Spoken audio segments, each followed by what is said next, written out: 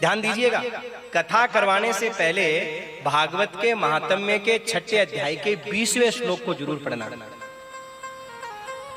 तब वक्ता का चयन करना मेरे भाई। और ध्यान रखिएगा, वक्ता है, वक्त्री नहीं है। पुल्लिंग शब्द है, स्त्रीलिंग शब्द नहीं है। मैं नहीं कह रहा हूं ये बात।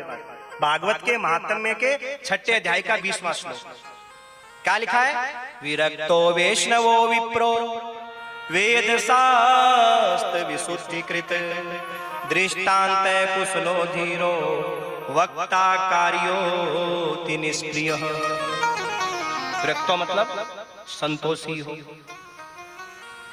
जजमान कुछ कहे वक्ता कुछ कहे, जजमान कहे बैठ जाओ वक्ता कहे उठ जाए, कोई मतलब नहीं, कराना नहीं कराना बेकार है। वैष्णव दीक्षा लिया हो, वेद शास्त्र विशुद्धिकृत, शास्त्रों का ज्ञाता हो। आज सजनों, चपरासी बनने के लिए 10वीं पास चाहिए और वक्ता बनने के लिए अंगूठा छाप। अरे छोटा सा बड़ी कथा अच्छी, क्या फायदा? कहानी किस्सा तो माताएं भी बोल लेती हैं। कौन सा श्लोक क्या कहना चाहता है, क्या भाव हमारे जीवन में कहना चाहता है, जब तक ये बात न उतरे कोई मतलब नहीं है। इसलिए कहा है कि महाराज वेद शास्त्र का पढ़ा लिखा होना चाहिए कि श्लोक के भाव को दृष्टांत देकर के समझा सके कि जीवन में शिक्षा क्या देना चाहता है। और एक बात ध्यान रखना, जब पुरुष के लिए संबोधन होता है, जैसे कोई कवि आता है तो पुरुष के लिए क्या बोलते हैं? कवि। और स्त्री के लिए क्या बोलते हैं? कवित्री। तो ये वक्ता शब्द है या पुल्लिंग शब्द है, स्त्रीलिंग शब्द नहीं है। और बुरा मानने की बात नहीं है, कथाएं तो निरंतर चलती रहती है। और मासिक धर्म माताओं का आता ही आता है, आता कि नहीं आता है? वो मना करेंगे क्या? और आज की तो बोल ही नहीं है सीधी सीधी कि भाई क्या होता है मासिक धर्म, कुछ नहीं होता।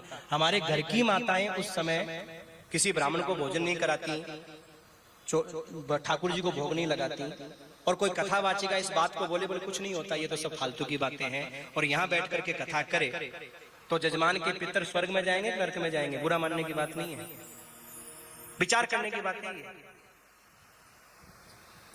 इसलिए भागवत के महात्म्य के 6ठे अध्याय के 20वें श्लोक को पढ़ लेना कभी भी वक्ता का चयन करने से पहले। नहीं तो सजनों, हम सोचते हैं कि हम पुण्य कर रहे हैं और पुण्य की जगह हम पाप कर बैठते हैं। क्योंकि आज सजनों धन के चक्कर में आज हम लोग इतने गिर गए हैं कि सनातन धर्म की जड़ें स्वयं ही काट रहे हैं। सनातन धर्म को और कोई नहीं काट रहा है, सनातन धर्म की ओर कोई बुराई नहीं कर रहा है। सनातन धर्म को अगर गड्ढे में ले जाने वाले, इसको नीचे बिठाने वाले हैं, तो इसके ठेकेदारी जो बने हुए वो लोग हैं मेरे भाई, जो अपने धर्म, अपने सनातन संस्कृति को केवल धन के लालच में, लोभ के चक्कर में और महाराज बेच रहे हैं, इसको गड्ढे में ले जा रहे हैं, गड्ढे में गिरा रहे हैं। शिक्षा दीक्षा न होने के कारण आज कोई कुछ भी बक देता है और दूसरे धर्म के लोगों को हमारे ऊपर आक्षेप विक्षेप करने का अवसर मिल जाता है, क्योंकि पढ़ाई लिखाई तो की नहीं। किसी ने कुछ पूछा, कुछ ही बोल दो। एक बात ध्यान रखना, ये मंच ऐसा है कि यहाँ से जो बात बोल दी जाती है वो भगवान ने बोली ऐसा समझा जाता है कि भगवान ने बोली है। और यहाँ बैठ करके अगर कोई गलत बात बोल दी गई तो सजनों वो विनाश भी कर देती है, और आज के समय में कर रही है। विचार करिए, इतनी कथाओं के बाद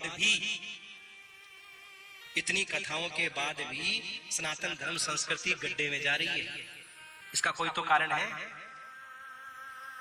कोई तो कारण है इसका। माताएं भजन करें, बहुत अच्छी बात है, करना ही चाहिए। संकीर्तन करें, कीर्तन करें, बहुत अच्छी बात है महाराज। लेकिन भागवत एक अनुष्ठान है, अनुष्ठान में बहुत नियम होते हैं मेरे भाई, नियमों का पालन करना पड़ता है। ये पितरों के लिए अनुष्ठान है। एक बात और ध्यान रखिएगा, कथा किस लिए है? मनोरंजन के लिए नहीं है। ये कथा टाइम पास के लिए नहीं है। ये धुंधकारी जैसे प्रेतात्मा का कल्याण करने के लिए भागवत है। गया श्राद्ध सते नापि मुक्ति में न भविष्यति। 100 बार गया श्राद्ध करने के बाद भी जिसकी मुक्ति संभव नहीं थी, श्रीमद् भागवतान मुक्ति सप्ताहम वाचनम कुरु, उसके लिए भागवत का अनुष्ठान किया गया। तो आप जो भागवत की कथा सुन रहे हो ना, ये आपके पितरों के लिए है, आपके पितरों के कल्याण के लिए है। और इसलिए बहुत आवश्यक है कि आपका जो धन खर्च हो रहा है उसका सदुपयोग हो। इसलिए विधि विधान के साथ में कार्यक्रम हो, इसका बहुत ध्यान रखना चाहिए मेरे भाई। नहीं तो हम जो करना चाहते हैं कुछ और होता है कुछ इस प्रकार महाराज कथा सुनने के लिए वक्ता के बारे में बताया। और देखो भोजन के बारे में बताया, भोजन कैसा होना चाहिए। अच्छा एक बात और कही कि जब कथा पंडाल में आकर के बैठो तो इस भागवत भगवान को साक्षात भगवान कृष्ण का रूप मानते हुए और प्रणाम करना चाहिए और कहना चाहिए श्रीमद् भागवताख्योऽयं प्रत्यक्ष कृष्णेव हि स्वीकृतोऽसि मया नाथ मुक्त्यर्थं भवसागरे। हे प्रभु हम शरणागत हैं, हम आपके शरणागत हैं। भागवत का साक्षात भागवत को श्री कृष्ण का स्वरूप समझ करके प्रणाम करते हुए शरणागति लेनी चाहिए। प्रभु हम भी शरणागत हैं, उद्धार करो तो जानो। प्रणाम करना चाहिए मेरे भाई, शरणागति लेनी चाहिए। भोजन के बारे में बताया, कोई कहता है एक समय खा के सुनो, कोई कहता है 2 समय खा के सुनो, कोई कहता है बिना खाए सुनो। तो कैसे सुने? जो 2 समय खा करके सुन रहा है, क्या उसको वो पुण्य नहीं मिलेगा जो 1 समय खा के सुनता है?